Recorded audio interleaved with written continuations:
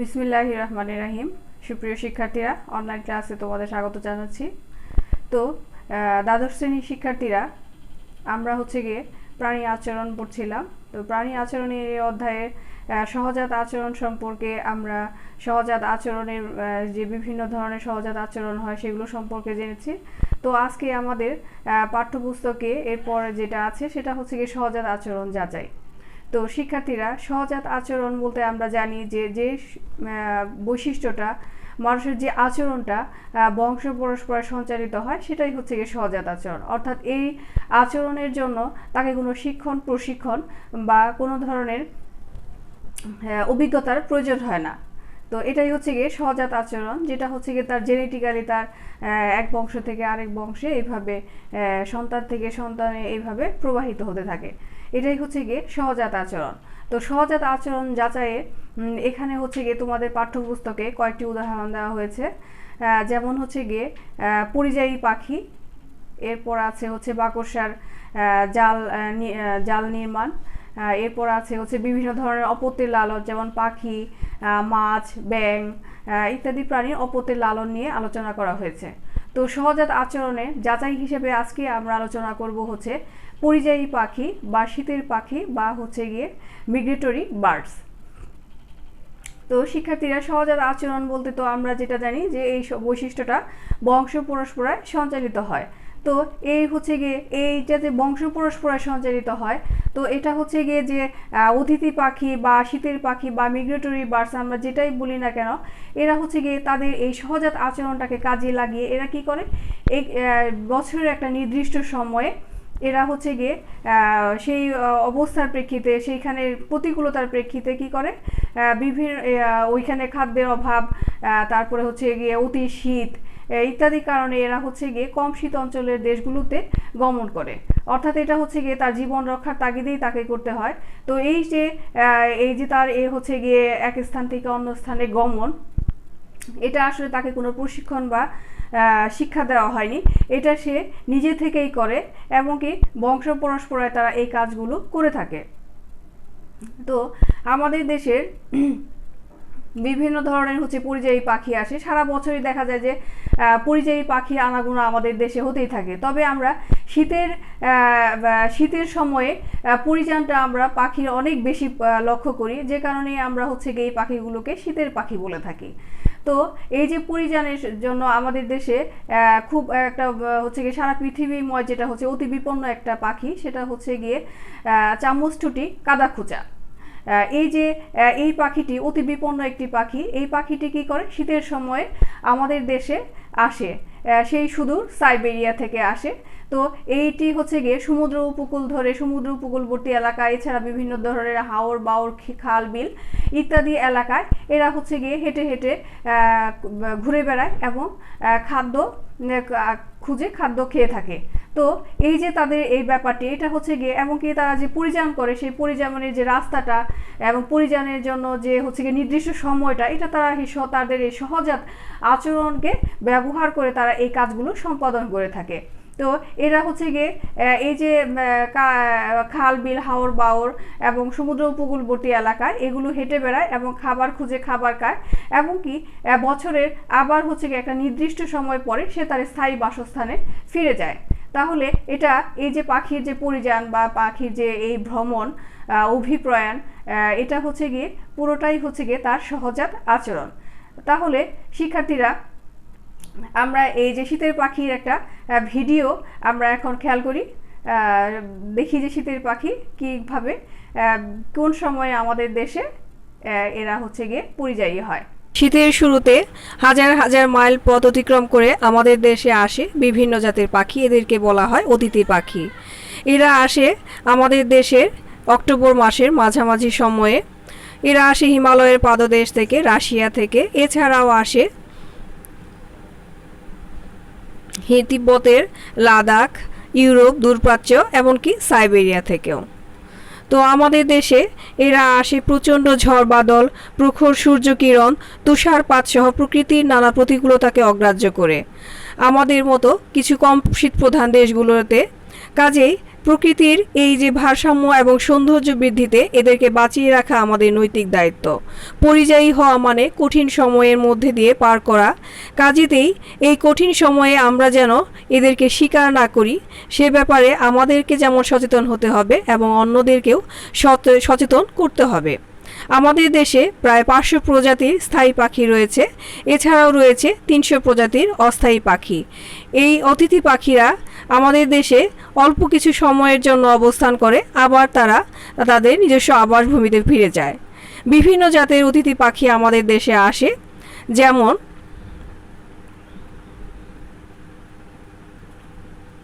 বালি হাঁস, পাতারি হাঁস, গিরিয়া হাঁস, ভূতি হাঁস, বৌমুনিয়া হাঁস। এছাড়াও রয়েছে আরও কিছু প্রজাতির পাখি, যেমন জাল কবুতর, গঙ্গা কৈতর। এছাড়াও আরও অনেক জাতের অসংখ্য প্রজাতির আসে, যেমন পান্তামুখী, লাল শির, নীল শির, রাঙামুড়ি, পাথর ঘুরানি বাতান। আরও বিভিন্ন জাতের পাখি রয়েছে, এগুলো যেমন কালোকুট, এরপর স্পটেড ক্রেক বা চিত্রা ক্রেক, ওয়াটার রেল বা জলছড়ি রেল। প্রকৃতির এতে এরা নির্মল যেমন, তেমনি যেন আমরা এদের সাথে নির্মল আচরণ করি সে ব্যাপারে আমাদের সহ সবাইকেই সজাগ দৃষ্টি রাখতে হবে। শিক্ষার্থীরা, তাহলে আমরা এখন মাইগ্রেশন সম্পর্কে জানব। মাইগ্রেশন সম্পর্কে জানতে হলে আমাদেরকে প্রথমে যেটা করতে হবে সেটা হচ্ছে গিয়ে এই যে মাইগ্রেশনটা কি, বা হচ্ছে গিয়ে বাংলায় এটাকে বলা হয় পরিযান। তো মাইগ্রেশন কি, তাহলে আমরা এটা এখন জানব। মাইগ্রেশন হচ্ছে গিয়ে ল্যাটিন শব্দ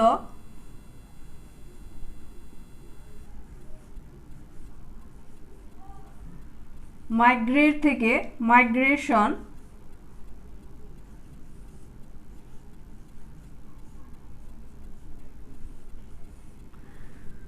মাইগ্রেশন শব্দটি এসেছে। ল্যাটিন শব্দ মাইগ্রেট থেকে মাইগ্রেশন শব্দটি এসেছে। এর হচ্ছে গিয়ে আবিধানিক অর্থ হচ্ছে গিয়ে ভ্রমণ, আর হচ্ছে পারিভাষিক অর্থ হচ্ছে গিয়ে পরিযান। তো তাহলে আমরা জানলাম যে মাইগ্রেশন শব্দটি এসেছে মাইগ্রেট ল্যাটিন শব্দ থেকে, মাইগ্রেট ল্যাটিন যেটা হচ্ছে মাইগ্রেট থেকে এসেছে মাইগ্রেশন। আবিধানিক অর্থ হচ্ছে গিয়ে ভ্রমণ, আর হচ্ছে পারিভাষিক অর্থ হচ্ছে গিয়ে পরিযান বা অভিপ্রায়।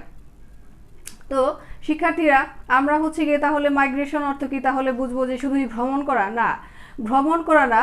বিজ্ঞানে হচ্ছে প্রাণী বিজ্ঞানের ভাষায় মাইগ্রেশনটা হচ্ছে গিয়ে এমন এক ধরনের ভ্রমণ যেটা হচ্ছে গিয়ে প্রাণী তার প্রতিকূল পরিবেশে বেঁচে থাকার তাগিদে, টিকে থাকার জন্য, নিজের অস্তিত্ব রক্ষার জন্য বছরের একটা নির্দিষ্ট সময়ে তার এই প্রতিকূলতাকে সে হচ্ছে গিয়ে প্রতিকূল অবস্থা থেকে নিজেকে হচ্ছে গিয়ে টিকিয়ে রাখার জন্য একটা নির্দিষ্ট সময়ে এক স্থান থেকে আরেক স্থানে গমন করে, এবং কি সে ওইখানে একটা নির্দিষ্ট সময় কাটানোর পরে আবার সে তার পূর্বের বাসস্থানে ফিরে আসে। এটাকে আমরা বলতে পারি যে প্রাণী যখন তার প্রতিকূল পরিবেশে টিকে থাকার জন্য সে হচ্ছে গিয়ে তার হচ্ছে গিয়ে আহারের জন্য যে আহারের যে স্থান রয়েছে সেই আহারের স্থানে গমন করে, এবং সে তার নির্দিষ্ট সময় শেষে আবার তার হচ্ছে গিয়ে যে প্রজনন স্থান আছে সেই প্রজনন স্থানে গমন করে। এটা হচ্ছে বছরের একটা নির্দিষ্ট সময় ধরে এই ভ্রমণটা ঘটে। এটাকেই বলা হয় হচ্ছে গিয়ে মাইগ্রেশন বা পরিযান বা অভিপ্রয়াণ। এরপর শিক্ষার্থীরা তোমরা খেয়াল করো, যেটা হচ্ছে মাইগ্রেশন কেন হয়। মাইগ্রেশন হচ্ছে গিয়ে বিভিন্ন কারণে হয়, কারণ প্রতিটা প্রাণীর জীবনে কিছু না কিছু প্রতিকূলতা থেকে যায়। তো এই যে কিছু প্রাণীর ভেতরে এই প্রতিকূলতাটাকে টিকে থাকার জন্য সে কী করে, ভ্রমণ করে। বছরের একটা নির্দিষ্ট সময় সে এই যে ভ্রমণ করে, এই ভ্রমণটা তার কিছু কিছু পরিবেশের যে প্রতিকূলতা, যেমন হচ্ছে গিয়ে যে খাদ্যের স্বল্পতা, তারপরে হচ্ছে গিয়ে অতি শীত মানে শীতের তীব্রতা, এরপর হচ্ছে গিয়ে যৌন অঙ্গের পরিপক্কতা, এরপর আরেকটা আছে যেটা হচ্ছে গিয়ে পূর্বের বাসস্থানে, মানে তার যে পূর্বের যে বাসস্থান আছে সেই বাসস্থানে ফিরে যাওয়ার, প্রত্যাবর্তন করার তার ভেতরে যে একটা তাগিদ, সেই তাগিদ থেকেই সে এই মাইগ্রেশনটা ঘটিয়ে থাকে। দেখা যায় যে প্রাণী যখন অতি শীত পড়ে, যখন তাপমাত্রাটা নিচে নেমে যায়, তখন হচ্ছে গিয়ে বরফে তার খাদ্যটা ঢাকা পড়ে যায় এবং কি তার বাসস্থানও বরফে ঢাকা পড়ে যায়। এই কারণে সে হচ্ছে গিয়ে এই অভিপ্রায় তাকে নিজেকে টিকিয়ে রাখার জন্য তাকে এই ভ্রমণটা করতে হয়। তো শিক্ষার্থীরা, এরপর আমরা খেয়াল করি যে মাইগ্রেশনের গমন পথ।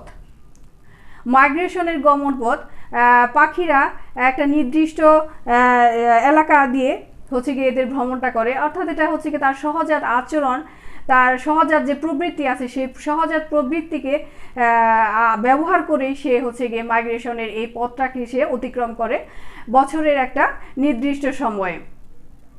এই মাইগ্রেশনের এই পথগুলো সাধারণত হয়ে থাকে যে নদী বিধৌত যে এলাকাগুলো হয়ে থাকে, সমুদ্র, নদী বিধৌত যে ভূখণ্ড রয়েছে, নদী বিধৌত উপকূল রয়েছে, এরপর রয়েছে পার্বত্য এলাকা। তো যেসব হচ্ছে গিয়ে পরিযায়ী পাখিরা হচ্ছে সামুদ্রিক পরিযায়ী পাখি, এরা হচ্ছে গিয়ে সামুদ্রিক এলাকাটাই এরা ব্যবহার করে। আবার কিছু কিছু পাখি আছে, এরা হচ্ছে গিয়ে পাহাড়ের উপর দিয়ে বিভিন্ন ধরনের পাহাড় পর্বতমালা অতিক্রম করেও আসে। তবে এই যে পাহাড় পর্বত, এগুলো আসলে মূলত তাদের হচ্ছে গিয়ে পথ চলার একটা দিক নির্দেশক বা চিহ্ন হিসেবে ব্যবহার করা হয়। অধিকাংশ পাখি নদী বিধৌত এলাকা এবং সমুদ্র পাড়ি দিয়েই তারা হচ্ছে গিয়ে এই পরিযানটা ঘটিয়ে থাকে। এরপর হচ্ছে গিয়ে দেখো মাইগ্রেশনের ধরন। মাইগ্রেশন আসলে বিভিন্ন ধরনের হয়ে থাকে, বিভিন্ন পাখির ক্ষেত্রে বিভিন্ন ধরনের হয়ে থাকে।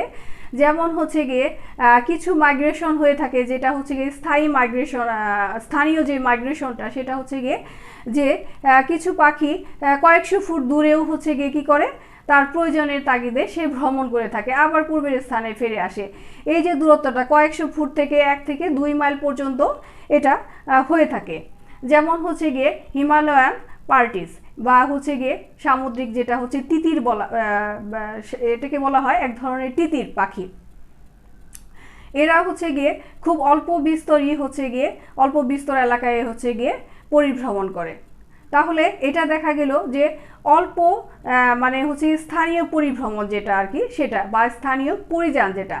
আবার কিছু পাখি আছে যে অনেক লম্বা দূরত্ব অতিক্রম করে, এরা হচ্ছে গিয়ে যেমন হচ্ছে গিয়ে আর্কটিক টার্ন, এরা প্রায় 11,000 মাইল অতিক্রম করে দেখা যায় যে অ্যান্টার্কটিকার উপকূলে এসে পৌঁছায়। আবার এছাড়াও আরও লম্বা দূরত্ব অতিক্রম করার কিছু ইতিহাস দেখা যায়, সেটা হচ্ছে গিয়ে আমেরিকার গোল্ডেন প্লোভার পাখি। এরা প্রায় 14,000 মাইল পথ অতিক্রম করে কি করে দক্ষিণ আমেরিকায় এসে পৌঁছায়, এমনকি এদের যে এই পরিভ্রমণটা বিরতিহীনভাবে ঘটে থাকে। তাহলে আমরা পেলাম যে কিছু আছে অল্প দূরত্ব অতিক্রম করে, কিছু আছে আবার লম্বা দূরত্ব অতিক্রম করে। যেমন আমেরিকার গোল্ডেন প্লোভার পাখি, যারা হচ্ছে 14,000 মাইল সামুদ্রিক পথ অতিক্রম করে বিরতিহীনভাবে।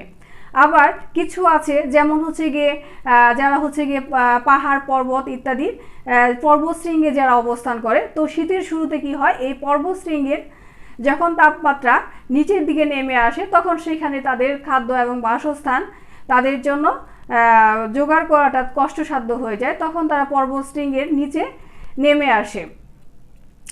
অর্থাৎ এটা হচ্ছে গিয়ে অধিক উচ্চতা থেকে সমতলের দিকে গমন করলো। আবার কিছু আছে যে হচ্ছে গিয়ে সমতলে বসবাস করে, কিন্তু বছরের একটা নির্দিষ্ট সময়ে তারা পাহাড় বা পর্বত এগুলোর উপর দিয়ে কি করে পরিভ্রমণ করে। তো এই পাখিরা সাধারণত দেখা যায় যে এরা 5 থেকে 6 ঘন্টা বিশ্রাম নেওয়ার পরে আবার হচ্ছে গিয়ে নতুন করে অভিযান শুরু করে। কিন্তু কিছু পাখি আছে বিরতিহীনভাবেও এরা এই তাদের পরিযান বা অভিপ্রয়াণটা ঘটিয়ে থাকে, অর্থাৎ লক্ষ্যস্থলের দিকে তারা গমন করতেই থাকে। তো শিক্ষার্থীরা, আমরা তাহলে দেখলাম যে মাইগ্রেশনের ধরন হচ্ছে গিয়ে অল্প দূরত্বে হয়, কম দূরত্বে হয়, উচ্চতর স্তর থেকে নিম্নতর স্তর এবং নিম্নতর স্তর থেকে উচ্চতর স্থানেও মাইগ্রেশন হয়ে থাকে। আবার স্থানীয়ভাবেও হয়, আবার অনেক দূর দেশেও এদের মাইগ্রেশনটা ঘটে থাকে। শিক্ষার্থীরা, এরপর আমরা চলে আসি মাইগ্রেশনের রীতি। তো এই যে মাইগ্রেশনের রীতি, প্রত্যেক এই মাইগ্রেশনের ক্ষেত্রেও পাখিরা কিছুটা নিয়ম নীতি মেনে চলে, যে এরা বছরের একটা সুনির্দিষ্ট সময়ে এরা এই অভিযানটা শুরু করে। এবং কি দেখা যায় যে যদি প্রাকৃতিক কোনো প্রতিকূলতা না থাকে তাহলে বছরের একই দিনে এরা শুরু করে, খুব বেশি হলে 1 দিন কি 2 দিন বা 3-4 দিন ব্যতিক্রম হতে পারে। তবে প্রতিকূলতা না থাকলে এরা বছরের একটা নির্দিষ্ট সময়ে নির্দিষ্ট দিনে এরা এই গমন শুরু করে। এবং কি যখন এরা গমন করে তখন দেখা যায় যে যে বয়স্ক পাখিরা রয়েছে এই গমন পথে বা হচ্ছে গিয়ে দলের যে নেতৃত্ব দানটা, সেই হচ্ছে বয়স্ক পাখিরাই এই দলের নেতৃত্ব দান করে থাকে, নেতৃত্ব দিয়ে থাকে। আবার হচ্ছে গিয়ে যখন হচ্ছে গিয়ে এরা আবার তাদের আবাসভূমিতে, অর্থাৎ হচ্ছে গিয়ে তাদের যে হচ্ছে প্রজনন যে কেন্দ্র রয়েছে, অর্থাৎ যেটা তাদের স্থায়ী আবাস রয়েছে, সেখানে যারা তখন ফিরে যায় তখন তারা হচ্ছে গিয়ে এখানে তরুণ পাখিরাই নেতৃত্ব দিয়ে থাকে।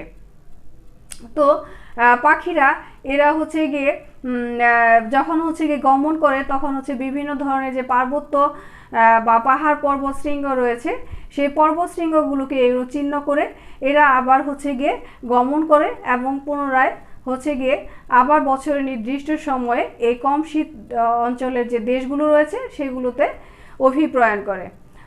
তো এছাড়াও হচ্ছে গিয়ে গমনের আরও কিছু রীতি রয়েছে, যেমন হচ্ছে এরা 5 থেকে 6 ঘন্টা উড়বার পরে কিছুটা বিশ্রাম নেয়। আর হচ্ছে গিয়ে এরা সবসময় গমন পথ হিসেবে হচ্ছে গিয়ে সামুদ্রিক যে এলাকা রয়েছে, সামুদ্রিক যে নদী বিধৌত ভূখণ্ড রয়েছে, তারপর হচ্ছে গিয়ে পাহাড়ি এলাকাগুলোকে এরা হচ্ছে গিয়ে পাহাড়ি যে এলাকাগুলো রয়েছে সেগুলোকে চিহ্ন হিসেবে ব্যবহার করে। অর্থাৎ সামুদ্রিক পাখিরা আসলে বেশিরভাগ হচ্ছে সমুদ্রের যে এলাকা রয়েছে সেই সামুদ্রিক এলাকা দিয়েই পরিযান করে থাকে। আবার সমতলের কিছু পাখি যেমন রয়েছে এরা হচ্ছে গিয়ে এরা নদী বিধৌত যে ভূখণ্ডগুলো রয়েছে সেগুলোতেই এই অভিপ্রয়াণটা শুরু করে। তাহলে আমরা বুঝলাম যে এখানেও কিছু সুনির্দিষ্ট নিয়ম নীতি অনুসরণ করে এরা এদের এই অভিপ্রয়াণ বা অভিযানটা শুরু করে। এরপর দেখো তোমরা মাইগ্রেশনের গুরুত্ব। মাইগ্রেশন হচ্ছে গিয়ে প্রতিটা, আমরা যে শুরুতেই বললাম যে এই মাইগ্রেশন ঘটেই হচ্ছে গিয়ে প্রতিকূলতা থেকে প্রতিকূল পরিবেশে নিজেকে টিকিয়ে রাখার জন্য অন্যত্র গমন আর কি এটা। তো এই যে গুরুত্বটা সেটা হচ্ছে গিয়ে যখন হচ্ছে গিয়ে অনেক বেশি শীত পড়ে যায় তখন যদি সে এই এলাকাতেই অবস্থান করে তাহলে সেই প্রাণীটা টিকে থাকার জন্য খুব কঠিন একটা পরিস্থিতির সম্মুখীন হতে হয়। কিন্তু এই মাইগ্রেশনের কারণে সেই কঠিন পরিস্থিতির মোকাবেলা তাকে করতে হয় না। আবার হচ্ছে গিয়ে দেখা যায় যে ওই শীত প্রধান এলাকা থেকে এখানে যে গ্রীষ্ম প্রধান এলাকায় আসে এখানে সে পর্যাপ্ত আহার পায় এবং এখানে পর্যাপ্ত আহার পাওয়ার কারণে তার হচ্ছে তাদের ভেতরে কোনো প্রতিযোগিতার তৈরি হয় না। এছাড়াও হচ্ছে গিয়ে মাইগ্রেশনের কারণে যেটা হয় যে বিভিন্ন ধরনের প্রজাতির একই এলাকায় হচ্ছে বসবাস শুরু করে, তাদের মধ্যে একটা আন্তঃপ্রজাতিক একটা প্রজননের সম্ভাবনা থাকে। এই কারণে হচ্ছে গিয়ে যে এদের যে প্রজাতি সৃষ্টি সেই প্রজাতি সৃষ্টির সম্ভাবনাটা বেড়ে যায়। তাছাড়া উপকারিতা, এইগুলো উপকারিতা, আর কিছু অপকারিতা তো অবশ্যই রয়েছে। যেমন হচ্ছে গিয়ে হাজার হাজার মাইল যখন অতিক্রম করে তখন এরা পথে বিভিন্ন ধরনের প্রাকৃতিক দুর্যোগের কারণে এদের পথেই অনেকের মৃত্যু ঘটে। এরপর হচ্ছে গিয়ে এখানে যখন কম শীত প্রধান দেশের এলাকাতে এইসব শীতের পাখি বা পরিযায়ী পাখিরা আসে তখন হচ্ছে গিয়ে বিভিন্ন ধরনের যে শিকারের ফাঁদে এরা পড়ে এদের মৃত্যু হয়। যেমন হচ্ছে গিয়ে বিভিন্ন ধরনের ফাঁস, জাল, টোপ ইত্যাদি দিয়ে আমরা আমাদের দেশের কিছু লোকেরা এই অনাকাঙ্ক্ষিত ঘটনাটি ঘটিয়ে থাকে, যারা হচ্ছে গিয়ে হাজার হাজার মাইল অতিক্রম করে আমাদের দেশে আসে নিরাপদ আশ্রয়ের জন্য, আর আমরাই হয়ে উঠি এদের প্রতি আগ্রাসী। তো শিক্ষার্থীরা এছাড়াও বিভিন্ন ধরনের হচ্ছে গিয়ে যে বৈদ্যুতিক টাওয়ার, তারপরে হচ্ছে গিয়ে বিভিন্ন ধরনের বৈদ্যুতিক এবং হচ্ছে গিয়ে এবং অন্যান্য ধরনের কিছু যান্ত্রিক কারণে এদেরও মৃত্যু হয়ে থাকে। তো এর ফলে দেখা যায় যে অনেক পাখি, হাজার হাজার পাখির মৃত্যু ঘটে থাকে। তো এই যে গেল হচ্ছে গিয়ে মাইগ্রেশনের গুরুত্ব। তো শিক্ষার্থীরা, আশা করি তোমরা মাইগ্রেশনের বিষয়ে বুঝতে পেরেছ। তো আগামী ক্লাসে আমরা পরবর্তী বিষয় নিয়ে আলোচনা করব। ধন্যবাদ সবাইকে।